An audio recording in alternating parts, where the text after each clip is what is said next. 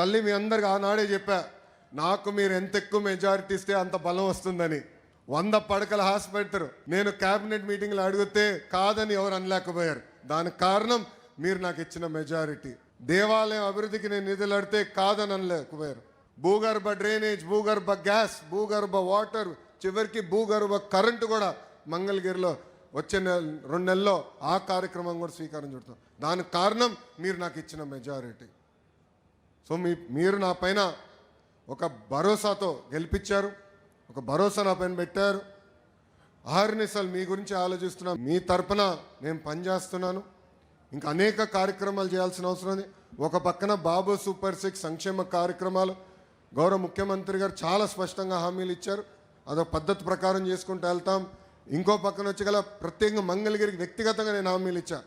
పార్కులు, చెరువులు, కళ్యాణ మండపాలు, gems jewellery park, handloom cluster, ఇట్లా ప్రత్యేక హామీలు నేను మంగళగిరి నియోజకవర్గానికి ఇస్తాం జరిగింది. నేను నెరవేర్చే పనిలో ఉన్నానని మీ అందరూ తెలుపుకుంటూ 100 పడకల ఆసుపత్రి కూడా కరెక్ట్గా 1 సంవత్సరం అంటే 2026 ఏప్రిల్ 13న మళ్ళీ ఓపెనింగ్ చేయబోతున్నాం అని ఈ సభాముఖంగా ప్రజలందరికీ నేను తెలుపుకుంటూ